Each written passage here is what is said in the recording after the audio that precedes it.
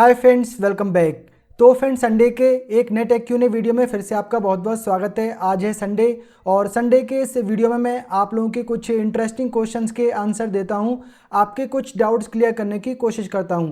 तो चलिए करते हैं आज के क्वेश्चन आंसर शुरू। तो पहला क्वेश्चन आप लेते हैं श्रीनिवास मधुपड़ा जी का। ये लिखते हैं कि सर लेजर विजन LV1040 सन प्रो प्लस बेस्ट और not, please tell sir.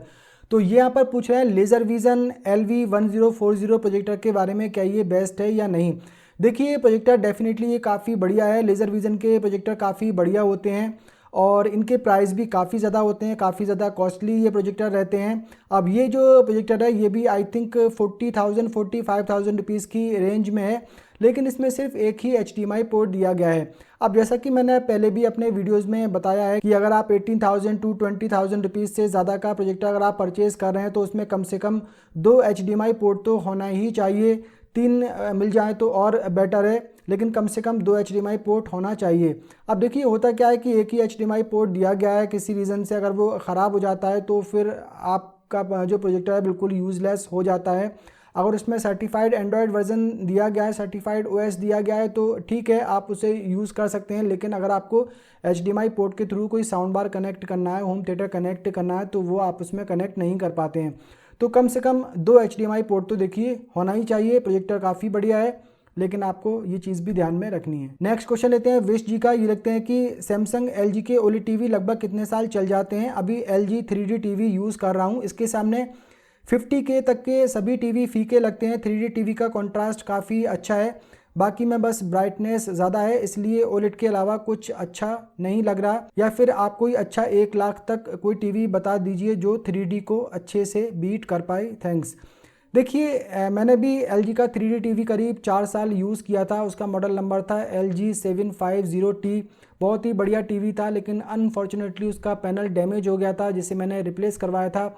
Replace करने के बाद में उसमें वो पिक्चर क्वालिटी नहीं मिल रही थी जो कि पहले वाले पैनल में मिल रही थी। तो फिर मैंने वो OLX पे टीवी सेल कर दिया था और उसके बाद जो 3D TV मार्केट में आना ही बंद हो गए थे। देखिए, OLED टीवी की लाइफ की अगर बात करें तो OLED टीवी की लाइफ ज़्यादा नहीं होती है। ये मैक्सिमम 4 साल चल पाते हैं, उससे पहले भी ख़राब हो जाते हैं। बहुत सारे केसेस में देखा गया है कि 1 साल में ही OLED टीवी के पैनल ख़राब हो गए हैं। हालांकि LG के जो OLED टीवी हैं, पहले इन पे 1 साल की वारंटी मिलती थी, लेकिन अभी ब्रांड 2 ईयर्स की वारंटी देने लगा है। तो फिर भी जो OLED टीवी होते हैं इनकी लाइफ ज़्यादा नहीं होती है और टीवी काफ़ी ज़्यादा कॉस्टली भी होते हैं। तो मैं आपको यहाँ पर सजेस्ट करूँगा कि आप LG के QD mini LED TV consider करें, या फिर सोनी के मिनी LED टीवी आपको मिल जाएंगे, वो आप ले सकते हैं। तो सोनी ब्राविया 5 है, वो आप एक मॉडल ले सकते हैं, काफ़ी बढ़िया टीवी है। तो मिनी LED टीवी कंसीडर करेंगे तो बेटर रहेगा OLED टीवी के कंपैरिजन में।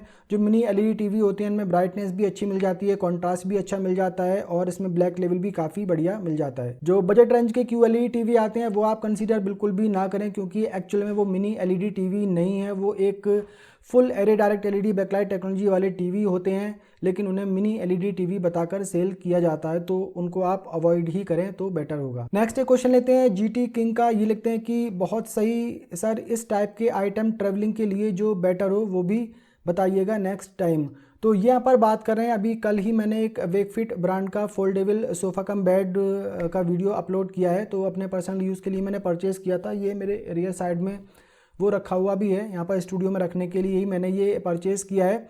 तो ट्रैवलिंग के लिए देखिए, ट्रैवलिंग के लिए ये वाला तो सूटेबल नहीं होगा, क्योंकि काफ़ी बड़े साइज़ का हो जाता है। हालांकि पैक होकर ये काफ़ी कॉम्पैक्ट साइज़ में मिलता है, लेकिन जब उसकी अनबॉक्सिंग कर लेते हैं तो फिर ये काफ़ी बड़ा हो जाता है। इससे पहले मैंने 2 ईयर इन्फ्लेटेबल सोफ़ा चेयर के रिव्यू किए थे, काफ़ी बढ़िया वो भी थे, काफ़ी कम प्राइस में मिल जाते थे, 1700-1800 रुपीज़ में। तो वो आई थिंक ट्रैवलिंग के लिए काफ़ी बढ़िया है। उनकी ईयर निकाल के आप अपने साथ में कैरी कर सकते हैं, बहुत ही कॉम्पैक्ट साइज़ के बन जाते हैं। लेकिन उनका एक ड्रॉबैक ये है कि उनमें अगर कहीं पर भी पंचर हो जाता है तो फिर वो बेकार हो जाते हैं। तो वो चाहें तो ट्रैवलिंग के लिए कंसीडर किए जा सकते हैं, अगर उनको सेफली यूज़ किया जाए तो। नेक्स्ट क्वेश्चन लेते हैं हिमांशु त्यागी जी का। ये लिखते हैं कि सर 15 के अराउंड कौन सा बेस्ट प्रोजेक्टर है, क्या क्रॉसबीट्स वैल्यू फॉर मनी है। देखिए 15,000 रुपीज़ की रेंज में आप जेडको युवा ब्लेस परचेज कर सकते हैं। काफ़ी बढ़िया प्रोजेक्टर है 15,000 रुपीज़ की रेंज में। नेक्स्ट क्वेश्चन लेते हैं निशांत जी का। ये लिखते हैं कि आप प्रोजेक्टर से ये साउंड बार कैसे कनेक्ट की हो, प्रोजेक्टर तो पीछे है और आपका साउंड बार आगे, please explain. Nishant ji I think आपने पहले वाले वीडियो नहीं देखे होंगे जिसमें मैंने अभी 15-17 दिन पहले ही एक 15 metre long certified fibre optical HDMI cable का रिव्यू किया था। तो वही सेम केबल यूज़ करके मैंने साउंड बार को प्रोजेक्टर से कनेक्ट किया है। जो प्रोजेक्टर है करीब 12 फीट के डिस्टेंस पे रखा हुआ है साउंड बार से। अब केबल तो हम 12 फीट की नहीं लगा सकते क्योंकि जो केबल है बीच में हम फैला तो नहीं सकते हैं, उसको साइड से घुमा के ही प्रोजेक्टर तक पहुंचाना पड़ता है। तो करीब 13 मीटर की केबल की रिक्वायरमेंट थी, तो 15 मीटर वाली मैंने मंगाई थी। तो काफ़ी बड़े तरीके से ये केबल काम कर रही है, हालांकि काफ़ी ज़्यादा कॉस्टली केबल है। 5,540 रुपीज़ में मैंने परचेज़ की है। इसके अलावा मैंने non certified fibre optical HDMI cable भी मंगाई थी, उसने प्रॉपर्ली काम नहीं किया। लेकिन ये जो सर्टिफाइड ऑप्टिकल HDMI केबल है DZ Reach ब्रांड की, तो ये काफ़ी बढ़िया काम कर रही है। डॉल्बी विजन सपोर्ट करती है, डॉल्बी एटमॉस सपोर्ट करती है, Dolby digital plus, ALLM, VRR सब कुछ ये सपोर्ट करती है। 4K 120 हर्ट्ज तक सपोर्ट करती है, 8K 60 हर्ट्ज तक सपोर्ट करती है। तो काफ़ी बढ़िया ये केबल है।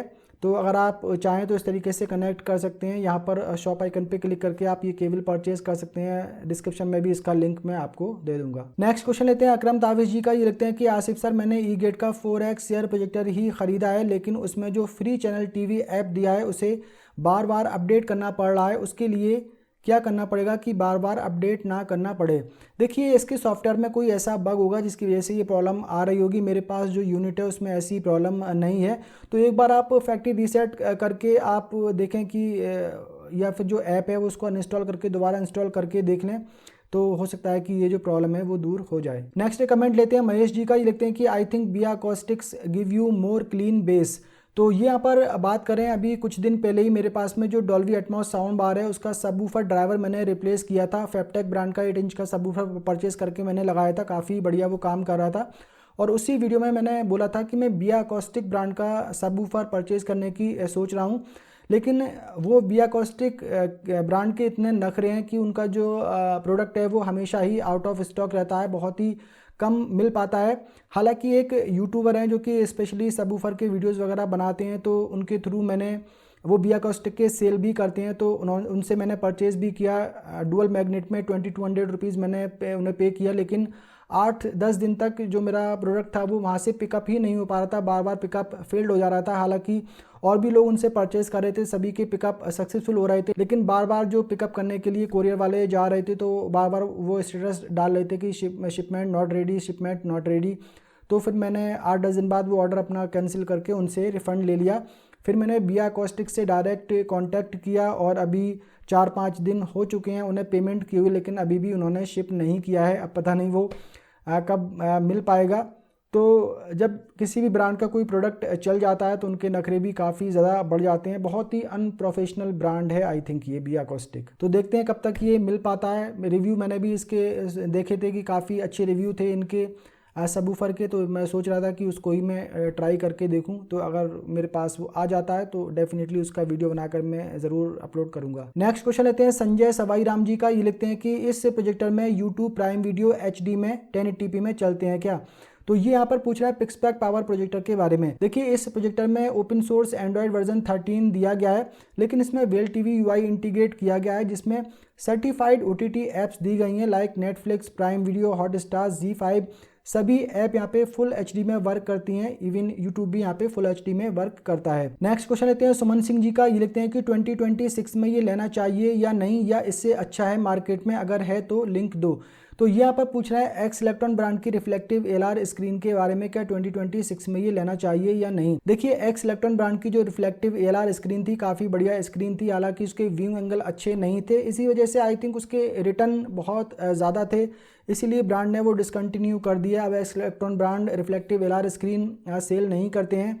और मैं अब तक करीब 1400-1500 वीडियोज़ अपलोड कर चुका हूँ, और इसी स्क्रीन का मेरा वीडियो था जो कि वायरल हुआ था, जो कि 1 मिलियन क्रॉस कर गया है व्यूज़। तो बहुत ज़्यादा ये उस वीडियो से स्क्रीन की सेल भी हुई थी। हालांकि उस वीडियो में मैंने मना किया था कि ये स्क्रीन परचेज़ नहीं करना है, इसकी व्यू एंगल अच्छे नहीं है, लेकिन लोगों ने काफ़ी ज़्यादा परचेज़ की और बहुत से लोगों ने रिटर्न भी की। तो आई थिंक इसी वजह से ब्रांड को लॉस हो रहा होगा और उसने ये स्क्रीन डिसकंटिन्यू कर दी।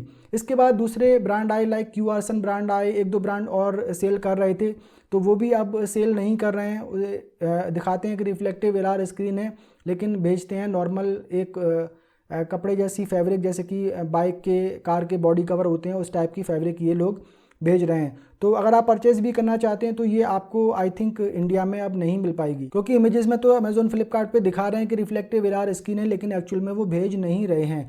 अब इससे बेटर ग्रे स्क्रीन और कोई मार्केट में फ़िलहाल तो है नहीं। टेक्नोलाइट ब्रांड की स्क्रीन आती है, लेकिन मैंने जैसा कि बताया कि बाइक का जो बॉडी कवर होता है, कार के जो बॉडी कवर होते हैं उस टाइप की फैब्रिक वो आ रही है, तो वो आई थिंक बेटर नहीं है। तो बेटर तो यही है कि जो वाइट स्क्रीन आती हैं वो आप परचेज कर लें। आईलेट में आती हैं, मैप टाइप स्क्रीन आती हैं जो कि कम प्राइस में मिल जाती हैं। नेक्स्ट क्वेश्चन लेते हैं रुपिंदर सिंह जी का। ये लिखते हैं कि सर जी मुझे 20,000 के रेट में फॉर होम प्रोजेक्टर लेना, कभी कभी देखना है स्क्रीन साइज़ 300 तक का हो प्लीज़। देखिए 20,000 रुपीज़ की रेंज में जो भी प्रोजेक्टर आप परचेज़ करेंगे वो 300 इंच की स्क्रीन आपको दिखा तो देंगे, लेकिन उस पर पिक्चर क्वालिटी आपको इतनी अच्छी नहीं मिलेगी। जितने भी प्रोजेक्टर 20,000 रुपीज़ की रेंज में परचेज़ करेंगे सभी 150 इंच, मैक्सिमम 180 इंच, 200 इंच की स्क्रीन दिखा पाते हैं, लेकिन बेस्ट रिजल्ट उनका 120 इंच या 150 इंच की स्क्रीन तक ही मिलता है। 300 इंच की स्क्रीन अगर आपको देखनी है, थोड़ी सी बेटर पिक्चर क्वालिटी आपको चाहिए, 200 इंच 250 इंच की स्क्रीन बनाकर देखना चाहते हैं, तो पिक्सपैक रे गोल्ड परचेज़ कर सकते हैं, टॉप प्रो क्वाड्रा परचेज़ कर सकते हैं। तो इनमें 100 NC लुमेंस की ब्राइटनेस मिल जाती है। 20,000 रुपीज़ के अंडर में जो मिल रहे हैं तो उनमें आपको 1200 NC लुमेंस की ब्राइटनेस मिलती है। तो 300 इंच की स्क्रीन के लिए तो वो बेटर नहीं है। और आई थिंक पिक्सपैक रे गोल्ड टॉप प्रो क्वाड्रा भी 300 इंच की स्क्रीन पे देखेंगे तो इनमें भी आपको बहुत अच्छी पिक्चर क्वालिटी नहीं मिलेगी। ये भी बेस्ट रिजल्ट अपना 200 इंच की स्क्रीन तक ही दे पाते हैं। तो आपको ज़्यादा ब्राइटनेस वाला प्रोजेक्टर चाहिए, बड़ी स्क्रीन आपको देखनी है, तो बेटर रहेगा कि आप थोड़ा सा बजट अपना इंक्रीज़ कर लें 2400 2300 तक। तो पिक्सपैक रे गोल्ड या टॉप प्रो क्वाड्रा परचेज कर सकते हैं। नेक्स्ट क्वेश्चन लेते हैं दुर्गा प्रसाद रस्तोगी जी का। ये लिखते हैं क्या टेम्परेचर सेट करने के बाद इसका एलिमेंट हाई और लो होता है या सेम कंडीशन पर चलता है, कृपया करके बताएं। तो ये यहाँ पर पूछ रहा है लॉन्ग वे ब्रांड के इंफ्रारेड कुकटॉप के बारे में, क्या इसका टेम्परेचर सेट करने से इसका एलिमेंट लो या हाई पे चलता है। बिल्कुल, जैसा ही आप टेम्परेचर सेट करेंगे उतना ही हाई लो ये हो जाता है। और मैंने इसको पावर मीटर से चेक करके भी देखा है। 2200 वाट जब हम इसमें सिलेक्ट करते हैं तो एक्चुअल में ये 2200 वाट तक वर्क करता है, और 500 पे अगर लेके आते हैं तो फिर ये 300 वाट या 400 वाट पे काम कर रहा होता है। और उसी के हिसाब से इसका जो एलिमेंट है वो भी रेडनेस उसमें कम हो जाती है, हीट भी उसकी कम हो जाती है। तो बिल्कुल इसमें जो टेम्परेचर सेटिंग दी गई है वो परफेक्टली वर्क कर रही है। और ये जो इंफ्रारेड कुकटॉप है मैंने परचेज़ किया था इमरजेंसी के लिए, कि कभी अगर गैस खत्म हो जाती है, अचानक से सिलेंडर हमारे पास में नहीं होता है, तो हम इसे यूज़ कर सकते हैं टेम्परेरी बेस पे। लेकिन आज ये मेन बन चुका है, इसी पे सारा खाना वगैरह हमारा बन रहा है, क्योंकि आप जानते हैं कि सिलेंडर वगैरह की काफ़ी कमी है, बहुत ही मुश्किल से मिल पा रहे हैं। और मैं तो यहाँ देहरादून में रहता हूँ, ब्लैक में परचेज़ करता हूँ। मेरे पास में जो कनेक्शन था वो दिल्ली का था, मैंने उसको ट्रांसफ़र भी नहीं कराया, तो अभी ब्लैक में भी नहीं मिल पा रहा है, तो इसी पे ही काम चल रहा है। एक सिलेंडर इमरजेंसी के लिए रखा हुआ है, अब उल्टा हो गया है, पहले इंफ्रारेड कुकटॉप इमरजेंसी के लिए था, लेकिन आजकल जो सिलेंडर है वो इमरजेंसी में रखा हुआ है। नेक्स्ट लास्ट क्वेश्चन लेते हैं प्रवीण बहादुर जी का। ये लिखते हैं कि सर आपने कौन कौन से प्रोडक्ट में मॉडिफिकेशन किए हैं, वीडियो बनाइए सर। तो बिल्कुल मैं कोशिश करूंगा कि इस पे वीडियो बनाऊं। मैंने काफ़ी सारे प्रोडक्ट में मॉडिफिकेशन किए हैं। इवन मेरे पास में जो ये एक ज़ेबोनिक्स ब्रांड का कीबोर्ड है, इसमें तक मैंने मॉडिफिकेशन किया है। तो मैं कोशिश करूंगा कि जल्दी इस पे वीडियो बनाऊं। काफ़ी सारे प्रोडक्ट हैं मेरे पास में ऐसे जिनमें मैंने अपनी रिक्वायरमेंट के हिसाब से मॉडिफिकेशन किए हैं, तो जल्दी मैं इस पे वीडियो लेकर आऊँगा। तो फ्रेंड्स आज की क्वेश्चन आंसर का सिलसिला यहाँ पर खत्म करते हैं। उम्मीद करता हूँ ये वीडियो आप लोगों को पसंद आया होगा। पसंद आया हो तो वीडियो को लाइक कर दीजिए, शेयर कर दीजिए। अगर आपने पहली बार हमारे चैनल पर विजिट किया है, चैनल को सब्सक्राइब कर लीजिए, बेल आइकन को भी प्रेस कर दीजिए। मिलते हैं किसी अगले वीडियो में, तब तक के लिए बाय बाय।